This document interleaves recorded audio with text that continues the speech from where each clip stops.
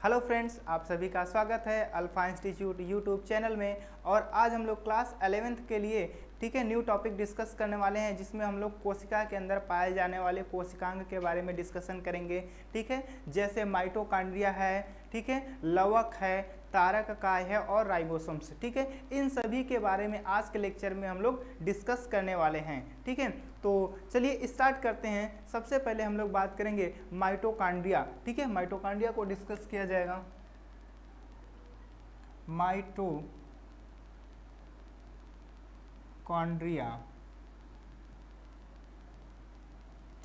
देखिए माइटोकॉन्ड्रिया का जो खोज है, इसको सबसे पहले कोलिकर, कोलिकर ने कीटों की रेखित पेशियों में, कहाँ पे, कीटों में किया था। इन्होंने कीटों की जो रेखित पेशियां होती हैं उसमें माइटोकॉन्ड्रिया को सबसे पहले देखा था। कीटों की रेखित पेशियां, इसमें इन्होंने माइटोकॉन्ड्रिया की खोज की या सबसे पहले देखा था। किसने किया था माइटोकॉन्ड्रिया की खोज? कोलिकर ने किया था। अब इसके बाद एक दूसरे साइंटिस्ट अल्टमान, कौन से साइंटिस्ट? अल्टमान ने क्या किया? जो माइटोकॉन्ड्रिया है उसका विस्तृत अध्ययन किया। अल्टमान, इन्होंने क्या किया? माइटोकॉन्ड्रिया का विस्तृत अध्ययन किया। अध्ययन करने के पश्चात इन्होंने जो माइटोकॉन्ड्रिया है उसको नाम दिया, बायोप्लास्ट का नाम दिया। इन्होंने माइटोकॉन्ड्रिया को क्या कहा उस समय? बायोप्लास्ट है। बायोप्लास्ट कहा माइटोकॉन्ड्रिया को। इसके बाद तीसरे साइंटिस्ट सी बेंडा, कौन से साइंटिस्ट? सी बेंडा।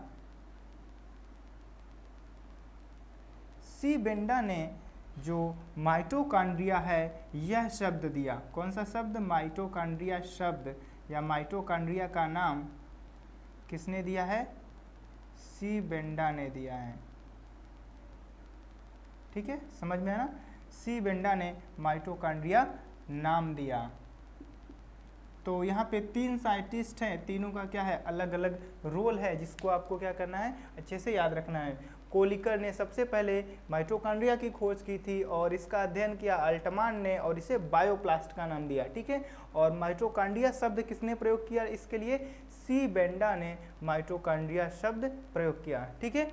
जो माइटोकॉन्ड्रिया होता है सामान्यतः जंतु कोशिका और पादप कोशिका दोनों में पाया जाता है। माइटोकॉन्ड्रिया को कोशिका का ऊर्जा घर कहते हैं। क्या कहते हैं? माइटोकॉन्ड्रिया को कोशिका का ऊर्जा घर कहा जाता है।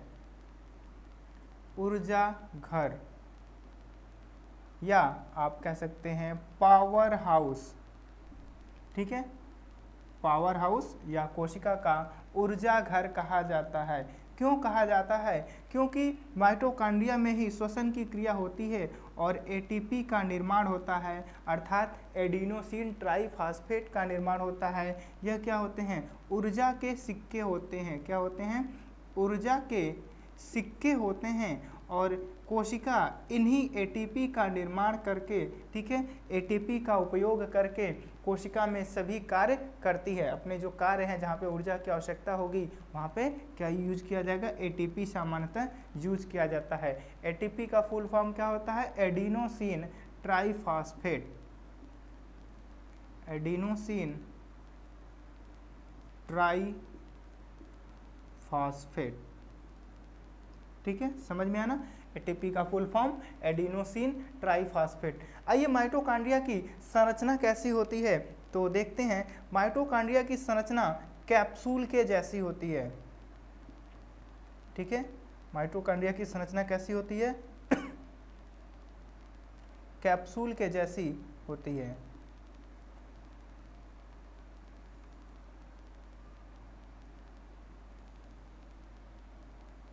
यह डायग्राम दिख रहा है आपको? यह क्या है? माइटोकॉन्ड्रिया का VTS डायग्राम है। VTS है। इसका मतलब होता है वर्टिकल ट्रांसफर सेक्शन। तो ऐसे कोई कैप्सूल जैसी संरचना है, ठीक है। अब इसको यहाँ से ऐसे काट दिया जाए, फिर ऐसे, तो क्या होगी, यह संरचना हमको मिल जाएगी, ठीक है। तो ये कैसा डायग्राम है, किसका डायग्राम है, माइटोकॉन्ड्रिया का VTS डायग्राम है। माइटोकॉन्ड्रिया का शेप कैसा होता है, कैप्सूल के जैसा होता है, और यह दोहरी कला से घिरा हुआ कोशिकांग होता है। यह क्या होता है, दोहरी कला से घिरा कोशिकांग होता है।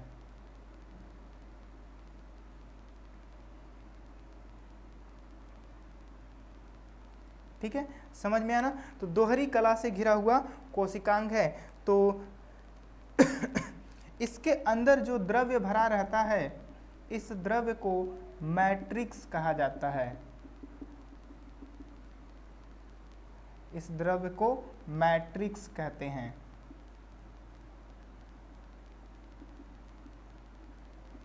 ठीक है स्टूडेंट, समझ में आया। इसके अंदर जो द्रव्य भरा है उसको मैट्रिक्स कहते हैं। इसी मैट्रिक्स के अंदर इसका खुद का एक DNA होता है, या वृत्ताकार DNA होता है, DNA, ठीक है ना, खुद का DNA है इसके पास।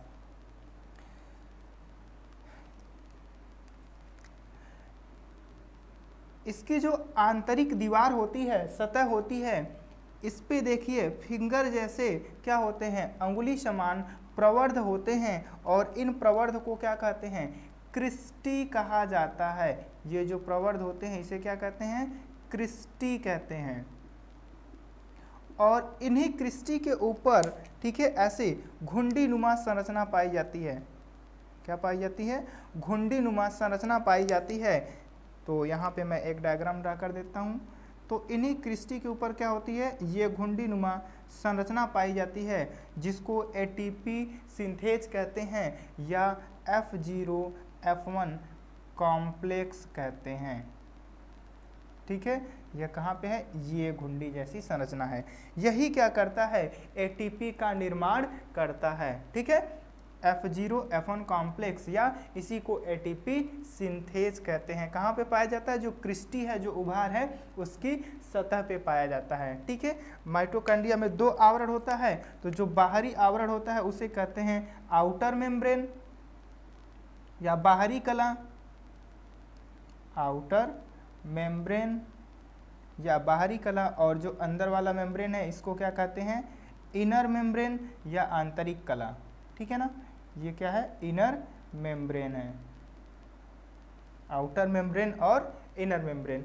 तो जो कैप्सूल जैसी संरचना होती है, तो इसकी जो लंबाई होती है लगभग 4 माइक्रोमीटर। ठीक है, कितनी, 4 माइक्रोमीटर होती है। और या इसका जो व्यास होता है लगभग 1 माइक्रोमीटर होता है। लंबाई कितनी होती है, 4 माइक्रोमीटर, और इसका व्यास कितना होता है, लगभग 1 माइक्रोमीटर होता है। माइटोकॉन्ड्रिया की ये आकृति होती है, जिसमें आप देख रहे हैं कि क्या है, इसके पास इसका खुद का DNA है। तो यह एक तरह से अर्ध स्वायत्तशासी अंग होता है, कोशिकांग होता है।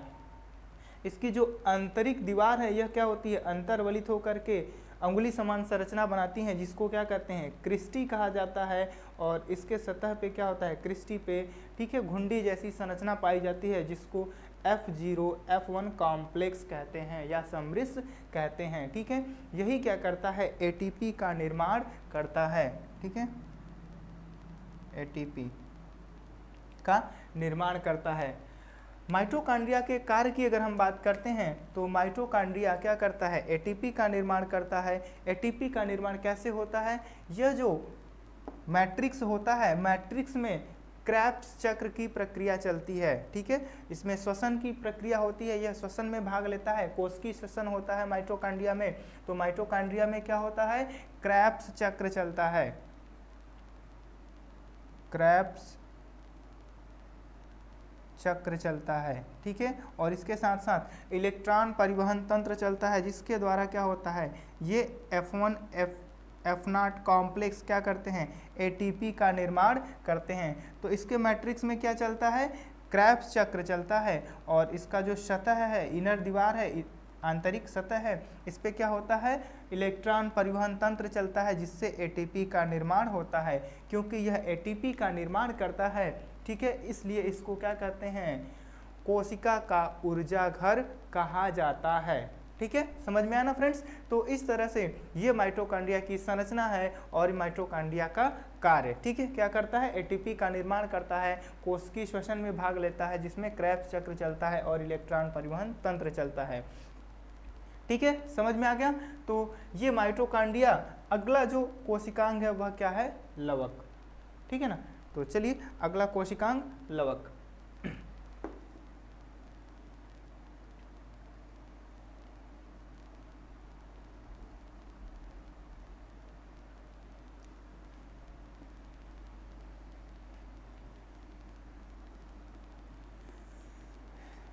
सामान्यतः जो लवक होता है उसे क्या कहते हैं, प्लास्टिड कहा जाता है। लवक को क्या कहा जाता है, प्लास्टिड कहा जाता है।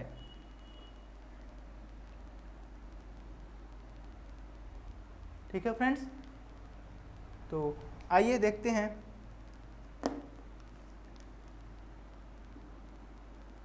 लवक। लवक को क्या कहते हैं, प्लास्टिड कहते हैं। ठीक है,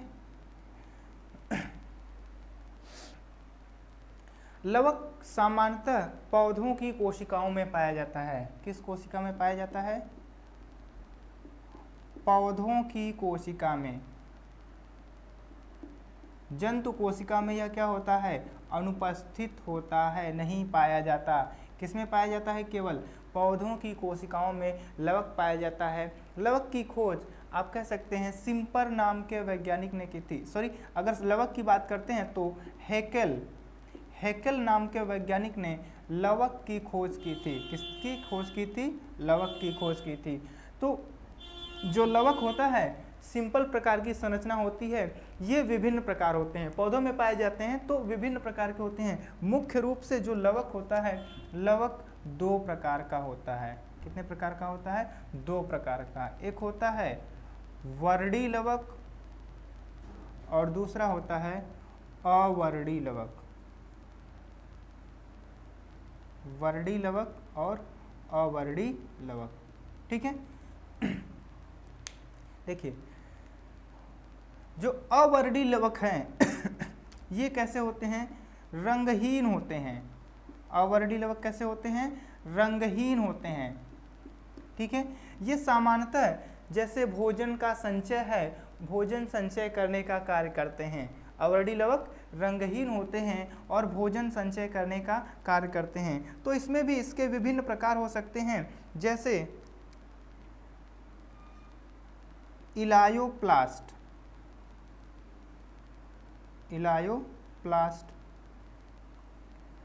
एमाइलोप्लास्ट,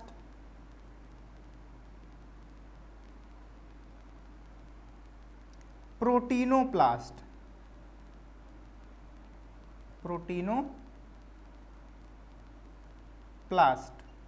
ठीक है, समझ में आ रहा है ना।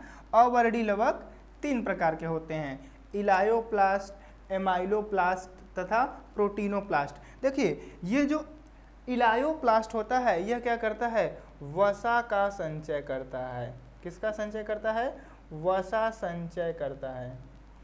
एमाइलोप्लास्ट कार्बोहाइड्रेट का संचय करता है, कार्बोहाइड्रेट संचय। ठीक है, कार्बोहाइड्रेट का संचय। और जो प्रोटीनोप्लास्ट है यह प्रोटीन का संचय करता है। किसका संचय करेगा, प्रोटीन का संचय करता है या स्टोर करता है। ठीक है, समझ में है ना। तो ये अवर्णी लवक के प्रकार होते हैं और ये रंगहीन होते हैं, इसलिए ये क्या करते हैं, भोजन संचय करने का कार्य करते हैं। वर्णी लवक की अगर हम बात करते हैं तो वर्णी लवक कैसे होते हैं, रंगीन होते हैं, अर्थात कलरफुल होते हैं। ठीक है, और इसका मोस्ट इंपॉर्टेंट एग्जाम्पल है हरित लवक। कौन सा लवक, हरित लवक। ठीक है, हरित लवक को क्या कहा जाता है, क्लोरोप्लास्ट कहा जाता है। ठीक है ना, हरित लवक को क्या कहते हैं, क्लोरोप्लास्ट। तो ठीक है, आगे हम लोग यहाँ पे बात करते हैं हरित लवक कैसा क्या होता है, इसकी संरचना कैसी होती है। ठीक है, देखिए जो हरित लवक है, हरित लवक की संरचना भिन्न भिन्न हो सकती है, लेकिन सामान्यतः यह कैसा होता है, अंडाकार होता है। हरित लवक सामान्यतः अंडाकार होता है और यह दोहरी कला से घिरा कोशिकांग होता है। हरित लवक क्या होता है? दोहरी कला से घिरा कोशिकांग होता है और सामान्यतः यह अंडाकार होता है, लेकिन इसके विभिन्न आकृति हो सकती है। जैसे अगर हम कुंडलित आकृति की बात करते हैं तो कुंडलित हरित लवक किस में पाया जाता है? जो शैवाल होता है स्पाइरोगायरा, स्पाइरोगायरा, ठीक है। स्पाइरोगायरा में जो हरित लवक होता है कैसा होता है? कुंडलित। अगर हम कप शेप्ड या हार्सशू शेप्ड की बात करते हैं, कैसा? कप के जैसा। तो कप के जैसा किस में पाया जाता है? यूलोथ्रिक्स में, यूलोथ्रिक्स में, ठीक है। इस तरह से क्या होता है? विभिन्न आकृति के जो हरित लवक होते हैं वह पाए जाते हैं विभिन्न प्रकार की कोशिकाओं में या पौधों में, ठीक है ना। तो सामान्यतः जो पौधे होते हैं हरे पौधे, उसमें तो हरित लवक कैसा पाया जाता है? अंडाकार या गोलाकार होता है। हरित लवक की खोज सिम्पर नाम के वैज्ञानिक ने की थी। किसने की थी हरित लवक की खोज? सिम्पर नाम के वैज्ञानिक ने की थी, ठीक है। हरित लवक कैसा होता है? हरे रंग का होता है। किस रंग का होता है? हरे रंग का होता है। क्यों हरे रंग का होता है? क्योंकि इसकी सतह पे, ठीक है, इस हरित लवक के अंदर या क्लोरोप्लास्ट के अंदर क्या पाया जाता है? पर्ण हरिम पाया जाता है और इसको इंग्लिश में कहते हैं क्लोरोफिल। क्या कहते हैं? क्लोरोफिल। तो हरित लवक में पर्णहरिम पाया जाता है या क्लोरोफिल पाया जाता है, जो क्या होता है? हरे रंग का होता है, जिसके कारण हरित लवक का रंग कैसा होता है? हरा होता है, ठीक है। समझ में आया? सामान्यतः जो पत्तियों की कोशिकाएं होती हैं ना, पत्तियों की कोशिकाओं में क्या होता है? हरित लवक पाया जाता है, इसलिए पत्तियां हरे रंग की दिखाई देती हैं। और कुछ जो छोटे पौधे होते हैं, जैसे टमाटर का पौधा है, आलू का पौधा है, या कोई और साग है जिसके तने क्या है? कोमल हैं, तो उन तनों में क्या होता है? हरित लवक पाया जाता है, जिसके कारण क्या होता है? उनका तरा हरे रंग का दिखाई देता है, ठीक है ना। समझ में? आइए देखते हैं हरित लवक की संरचना कैसी होती है। तो इसकी संरचना अंडाकार होती है, ठीक है, और जिसका व्यास लगभग कितना हो सकता है? 5 माइक्रोमीटर हो सकता है। लगभग कितना होता है? 5 माइक्रोमीटर होता है। इसके अंदर क्या होता है? सिक्के के जैसी संरचना पाई जाती है। कैसी संरचना पाई जाती है? सिक्के के जैसी संरचना पाई जाती है और ये संरचनाएं समूहों में या बंडल के रूप में क्या होती हैं? स्थित होती हैं।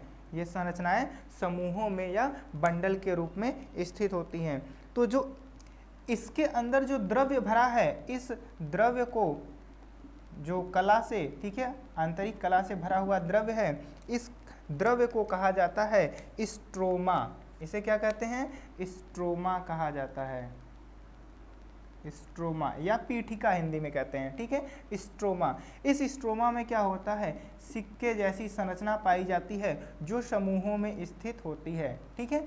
एक सिक्के जैसी संरचना को ग्रेना कहते हैं। क्या कहते हैं? ग्रेना कहते हैं। और इसके पूरे समूह को या बंडल को ग्रेनम कहा जाता है। पूरे समूह को क्या कहते हैं? ग्रेनम कहा जाता है। एक संरचना को ग्रेना, पूरे समूह को ग्रेनम कहा जाता है। ये जो समूह होते हैं आपस में एक पतली नलिका के द्वारा जुड़े होते हैं, जिसे स्ट्रोमल लैमिली कहते हैं। क्या कहते हैं? स्ट्रोमल लैमिली कहा जाता है, जिसके द्वारा ये आपस में क्या होते हैं? जुड़े होते हैं, ठीक है। समझ में आना? क्योंकि यह भी एक अर्ध स्वायत्त शासी कोशिकांग होता है, तो यहाँ पे क्या होता है? इसके पास इसका खुद का एक डीएनए भी होता है। इसके पास क्या होता है? खुद का डीएनए होता है, इसलिए यह क्या होता है? एक अर्ध स्वायत्त शासी कोशिकांग होता है। कुछ कार्य के लिए यह केंद्रक पे निर्भर करता है और कुछ अपना कार्य या अपना प्रोटीन स्वयं बनाता है, क्योंकि इसके पास खुद का डीएनए होता है, ठीक है। अगर हम बात करते हैं कि यह जो हरित लवक है यह कार्य क्या करता है, तो हरित लवक के अंदर बहुत ही महत्वपूर्ण प्रक्रिया होती है, प्रकाश संश्लेषण।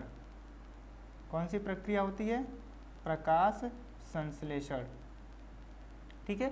फोटोसिंथेसिस या प्रकाश संश्लेषण की प्रक्रिया होती है हरित लवक के अंदर। और प्रकाश संश्लेषण की क्रिया द्वारा आप लोग जानते हैं पौधे क्या करते हैं, भोजन बनाते हैं। तो हरित लवक के अंदर क्या होता है, भोजन का निर्माण होता है, प्रकाश संश्लेषण की क्रिया होती है। इसलिए हरित लवक को कोशिका का रसोई घर कहा जाता है। क्या कहते हैं, रसोई घर कहा जाता है। ठीक है, समझ में आया ना।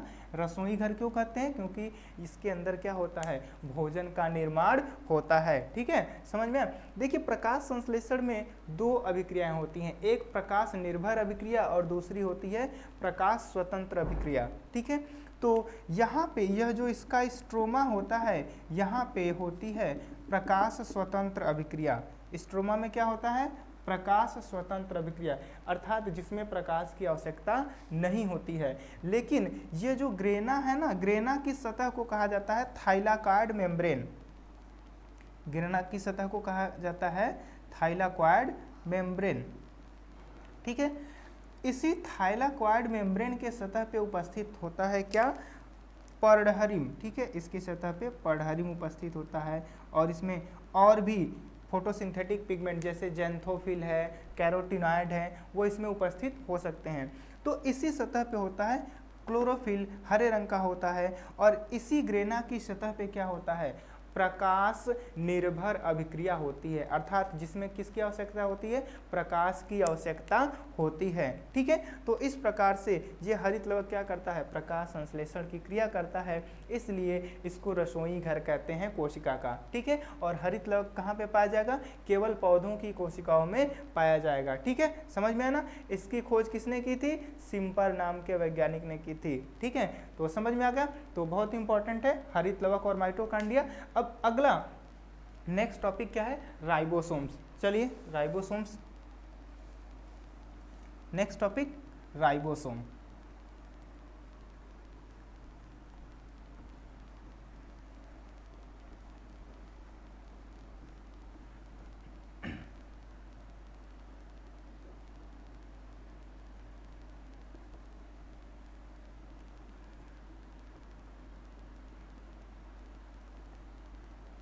ठीक है, ध्यान से देखिए राइबोसोम क्या होता है।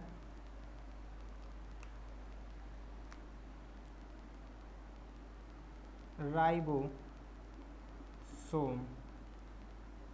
देखिए राइबोसोम की खोज सबसे पहले रॉबिन्सन ने की थी, लेकिन ये पौधों में की थी। किसने, रॉबिन्सन ने।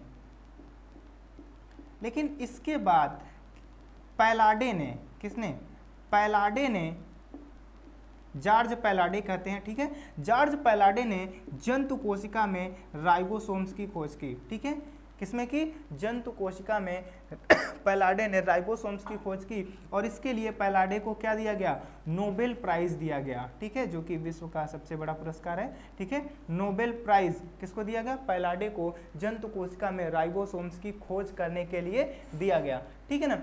तो जो राइबोसोम्स होते हैं ये आरएनए और प्रोटीन के बने होते हैं, ये किसी कोशिका कला से घिरे नहीं होते हैं या किसी कला से घिरे नहीं होते हैं। तो ये राइबो न्यूक्लियो प्रोटीन होते हैं। राइबोसोम्स क्या होते हैं, राइबो न्यूक्लियो प्रोटीन होते हैं, राइबो न्यूक्लियो प्रोटीन होते हैं, अर्थात ये किससे मिलकर बने होते हैं, आरएनए प्लस प्रोटीन से मिलकर बने होते हैं। ठीक है ना। तो जो राइबोसोम्स होता है यह मुख्य रूप से दो प्रकार का होता है। कितने प्रकार का होता है, दो प्रकार का होता है। एक होता है 70S और दूसरा होता है 80S। ठीक है, दो प्रकार के राइबोसोम्स पाए जाते हैं। प्रोकैरियोटिक कोशिकाओं में केवल 70S राइबोसोम्स पाया जाता है, लेकिन जो यूकैरियोटिक कोशिकाएं हैं वहाँ पे 70S और 80S दोनों प्रकार के राइबोसोम्स पाए जाते हैं। ठीक है, अगर राइबोसोम्स की संरचना आप देखते हैं तो ऐसे देखने में इसमें दो सब यूनिट होते हैं, एक लार्ज सब यूनिट होता है और एक क्या होता है, स्मॉल सब यूनिट होता है। ठीक है, समझ में आना। राइबोसोम्स क्या करते हैं, प्रोटीन का निर्माण करते हैं, इसलिए राइबोसोम्स को क्या कहा जाता है, प्रोटीन की फैक्ट्री कहा जाता है। राइबोसोम्स क्या होते हैं, प्रोटीन फैक्ट्री होते हैं, क्योंकि ये प्रोटीन का निर्माण करते हैं, इसलिए राइबोसोम्स क्या होते हैं, प्रोटीन की फैक्ट्री होते हैं। ठीक है, क्लियर है? ओके, तो प्रोकैरियोट में ओनली 70S और यूकैरियोट में 80S और 70S दोनों प्रकार के राइबोसोम्स पाए जाएंगे। अब यहाँ पे आगे देखिए, जो 80S होता है इसमें जो बड़ा सब यूनिट होता है इसको 60S बोला जाता है और छोटे वाले सब यूनिट को 40S कहा जाता है, 40S होता है। लेकिन 70S की बात करते हैं तो यहाँ पे लार्ज सब यूनिट 50S होता है और छोटा वाला जो सब यूनिट होता है, स्मॉल सब यूनिट, ये 30S होता है। देखिए यहाँ पे S क्या है, S होता है एक श्वेडबर्ग नियतांक होता है। क्या होता है? श्वेडबर्ग नियतांक इसको कहते हैं। ठीक है, या इसको अवसादन नियतांक भी कह सकते हैं। क्या कहते हैं? अवसादन नियतांक। तो यह S क्या होता है? श्वेडबर्ग नियतांक होता है या अवसादन नियतांक होता है, अर्थात यूनिट होता है। ठीक है, तो देखिए यहाँ पे जो 70S होता है इसमें दो सब यूनिट हैं, 50S एंड 30S। अब ये जो राइबोसोम्स हैं आपको पता है कि किससे मिलकर बना है? प्रोटीन और आरएनए से। तो इसमें जो आरएनए पाया जाता है उसको आरआरएनए कहा जाता है। क्या कहते हैं? आरआरएनए, अर्थात राइबोसोमल आरएनए कहते हैं। ठीक है, क्या कहते हैं? आरआरएनए। तो यहाँ पे देखिए जो आरएनए है वह कौन सा आरएनए पाया जाएगा? अगर हम आरएनए की बात करते हैं 50S में, तो यहाँ पे 23S, कौन सा? 23S आरआरएनए पाया जाता है या होता है। इसके साथ साथ 5S आरआरएनए होता है। ये दो आरएनए होते हैं। प्रोटीन की अगर हम बात करते हैं तो यहाँ पे लगभग कितने प्रकार की प्रोटीन पाई जाएंगी? देखिए यहाँ पे लगभग 34, ठीक है, कितना? 34 प्रकार की प्रोटीन्स के सब यूनिट्स होते हैं लगभग। ठीक है, 30 से ज़्यादा, 34। तो आरएनए 23S और 5S, और इसके साथ साथ प्रोटीन कितना होगा? 34। इसी तरह से जो स्मॉल सब यूनिट है इसमें भी आप देख सकते हैं, तो इसमें जो आरएनए और प्रोटीन होगा वह क्या होगा? देखिए जो स्मॉल सब यूनिट है यहाँ पे जो आरएनए होता है वो होता है 16S।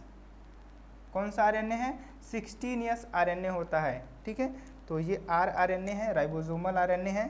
ठीक है, और प्रोटीन की बात करते हैं तो यहाँ पे जो प्रोटीन होता है, प्रोटीन अबाउट 21 टाइप्स के प्रोटीन्स इसमें होते हैं। कितने? 21 टाइप्स के छोटे छोटे प्रोटीन्स होते हैं, सब यूनिट्स होती हैं प्रोटीन की। ये एक तरह से संरचना किसकी है? प्रोकैरियोटिक राइबोसोम्स की, अर्थात 70S राइबोसोम्स की। ठीक है, यूकैरियोट में भी ये पाया जाएगा 70S राइबोसोम्स की। ठीक है, इसी तरह से आप यहाँ पे देख सकते हैं जो 80S राइबोसोम्स है, यह कितने सब यूनिट्स में बना होगा? एक लार्ज सब यूनिट होगा 60S और दूसरा स्मॉल सब यूनिट 40S होगा। ठीक है, अब देखिए जो 60S है इसमें क्या होगा? आरएनए होगा और प्रोटीन होगा। तो यहाँ पे जो आरआरएनए होता है देखिए कितने टाइप्स का होता है। यहाँ पे 28S आरआरएनए होता है, और कौन सा होता है? 5.8S होता है एंड 5S होता है। ये 3 टाइप्स के क्या होते हैं? आरआरएनए यहाँ पे प्रेजेंट होते हैं। ठीक है, प्रोटीन्स की बात करते हैं तो यहाँ पे प्रोटीन्स अबाउट 40 टाइप्स की क्या होती हैं? प्रोटीन्स होती हैं, या 46 टाइप्स की क्या होती हैं? प्रोटीन्स इसमें होती हैं। कम से कम 40 प्रकार की क्या होती हैं? सब यूनिट्स होते हैं प्रोटीन के छोटे छोटे, जो क्या करते हैं? 60S में भाग लेते हैं निर्माण में। जो 40S सब यूनिट है इसमें भी क्या होगा? आरएनए और प्रोटीन होगा। तो यहाँ पे जो आरएनए होता है, ये आरएनए होता है 80, कौन सा? 18 या 18S जिसको कहते हैं, 18S आरएनए होता है। ठीक है, प्रोटीन्स की बात करते हैं तो यहाँ पे लगभग, ठीक है, अबाउट 31 टाइप्स की क्या होती हैं? प्रोटीन्स की सब यूनिट होती हैं छोटी छोटी।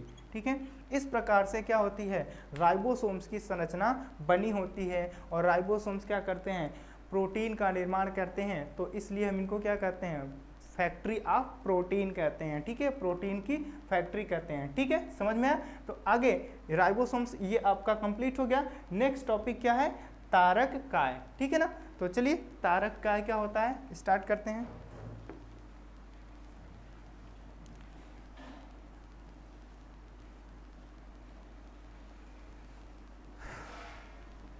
ठीक है स्टूडेंट, तो देखिए बायोलॉजी में क्या होता है कि बहुत सारे डिफ़िकल्ट टर्म्स रहते हैं, साइंटिस्ट का नाम होता है, और ये ऐसा सब्जेक्ट है जिसमें बार बार रिवीजन की क्या होती है, आवश्यकता होती है। तो आप लोग क्या करेंगे, बार बार रिवीजन करेंगे। रिवीजन करने से क्या होगा, आपका प्रिपेयर हो जाएगा टॉपिक। अगर रिवीजन नहीं करेंगे तो टॉपिक्स क्या होते हैं, भूल जाते हैं। इसलिए बायोलॉजी में सबसे मस्ट है रिवीजन करना। आज आपने जो पढ़ा उसको 1 दिन 2 दिन के बाद क्या करना चाहिए, रिवाइज कर लेना चाहिए, ठीक है ना। तो नेक्स्ट टॉपिक है तारक काय।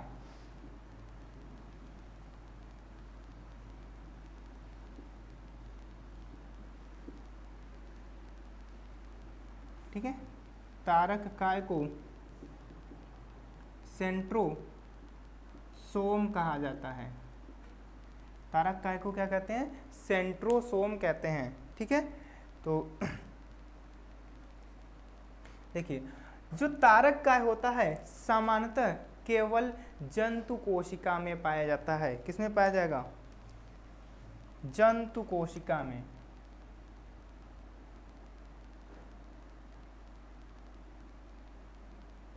पौधों की कोशिका में यह नहीं पाया जाता, ठीक है। जंतु कोशिका में पाया जाता है, पौधों की कोशिका में नहीं पाया जाता है।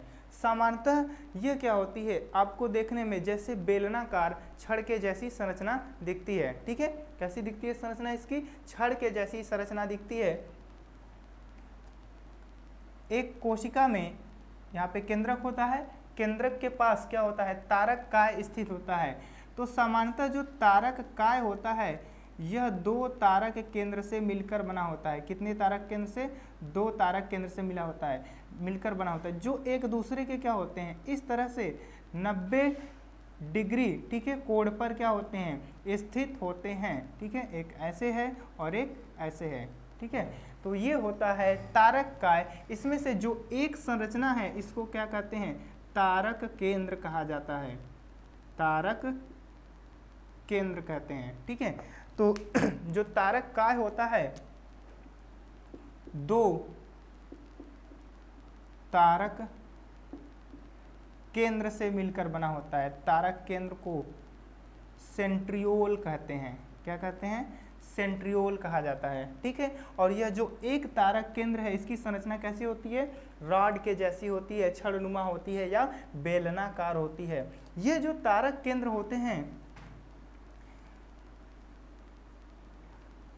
माइक्रोट्यूब्यूल किससे बने होते हैं, माइक्रोट्यूब्यूल से बने होते हैं, ठीक है।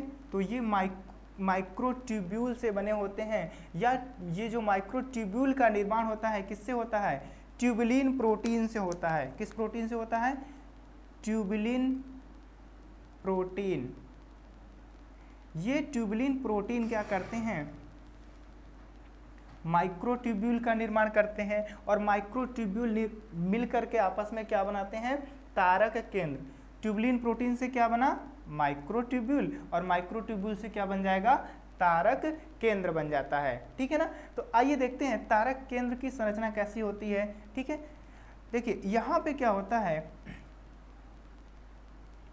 जो माइक्रोट्यूब्यूल हैं इसके 3 फाइबर, कितने फाइबर, 3 तंतु क्या करते हैं, एक समूह में स्थित होते हैं, ठीक है। माइक्रोट्यूब्यूल के 3,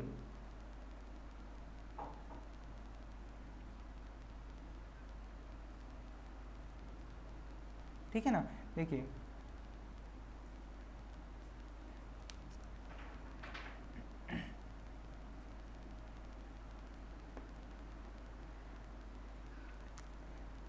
ध्यान से देखना, 1 2 3, ठीक है, 1 2 3। ये क्या होते हैं, 3 के समूह में, त्रिक के समूह में क्या होते हैं, स्थित होते हैं। किस समूह में होते हैं, 3 के समूह में स्थित होते हैं,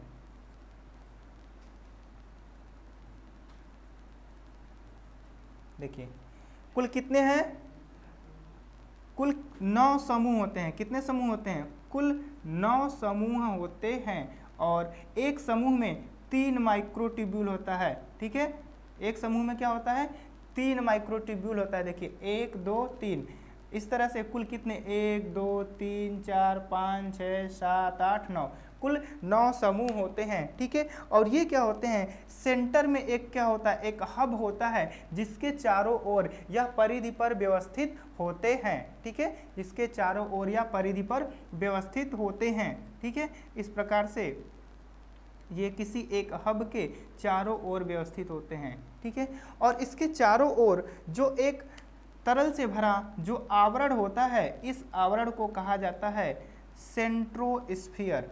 ठीक है, इसके चारों ओर क्या होता है, एक तरल पदार्थ का जो आवरण होता है, द्रव्य का जो आवरण होता है, इस आवरण को क्या कहा जाता है, सेंट्रोस्फीयर कहा जाता है, सेंट्रोस्फीयर कहा जाता है।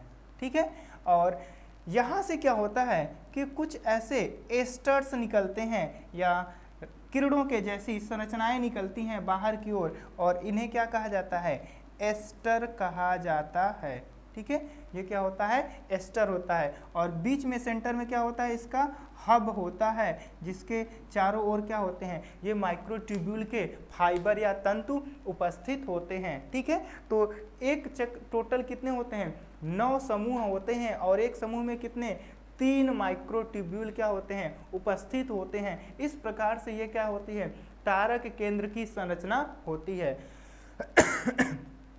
तारक केंद्र का कार्य क्या होता है, ये क्या करते हैं, स्पिंडल फाइबर का निर्माण करते हैं। ये कोशिका विभाजन में सहायता करते हैं, गुणसूत्रों के बंटवारा करते हैं। क्या करते हैं, कोशिका विभाजन में सहायता करते हैं, कोशिका विभाजन में सहायता करते हैं। कैसे, ये क्या करते हैं, स्पिंडल फाइबर का निर्माण करते हैं। ठीक है, क्या बनाते हैं, स्पिंडल फाइबर। ठीक है, या इसको आप कह सकते हैं तर्कु तंतु का निर्माण करते हैं। क्या करते हैं, तर्कु तंतु का निर्माण करते हैं। तो जब क्या होता है, कोशिका विभाजित होती है। ठीक है, यहाँ पे देखिए, जब कोशिका में विभाजन होता है तो वहाँ पे गुणसूत्र का बंटवारा होता है। ठीक है, क्या होता है, गुणसूत्र का बंटवारा होता है। तो इस प्रकार से ये क्या करते हैं कि गुणसूत्र को विपरीत ध्रुवों पर खींचने का कार्य करते हैं। तो जब भी कोशिका विभाजित होती है तो जो तारक काय है या तारक केंद्र है, यह क्या होता है, द्विगुणित होकर के विपरीत ध्रुवों पर चले जाते हैं। एक इस ध्रुव पे आ गया और एक यहाँ पे है। ठीक है, अब यह क्या करता है, ऐसे तंतु बनाता है और इस तंतु को क्या कहते हैं, तारक तंतु कहते हैं या तर्कु तंतु कहते हैं। ये तंतु क्या करते हैं, गुणसूत्रों को अपनी ओर खींचने का कार्य करते हैं। तो इस प्रकार से यह क्या करता है, कोशिका विभाजन में सहायता करता है। कौन करता है, तारक केंद्र। कैसे करता है, तर्कु तंतु बनाता है जो गुणसूत्रों को विपरीत ध्रुवों की ओर खींचने का कार्य करते हैं। ठीक है फ्रेंड, समझ में आया ना। तो बहुत ही आसान है। इसमें किससे बना होता है, ट्यूबुलिन प्रोटीन मिलकर के बनाते हैं माइक्रोट्यूब्यूल, और माइक्रोट्यूब्यूल क्या बनाते हैं, सेंट्रियोल बनाते हैं। और 2 सेंट्रियोल्स को, तारक केंद्र को क्या कहा जाता है, तारक काय कहा जाता है। यह केवल जंतुओं की कोशिका में पाया जाएगा, पौधों की कोशिका में नहीं पाया जाता है। ठीक है ना। तो आज के लेक्चर में बस इतना ही, और इस लेक्चर के साथ आपका ये जो चैप्टर है वह क्या होता है, कंप्लीट हो जाता है। इसके बाद नेक्स्ट लेक्चर में हम लोग क्या करेंगे, एक नया चैप्टर स्टार्ट करने वाले हैं। ठीक है, तो आज के लिए इतना ही।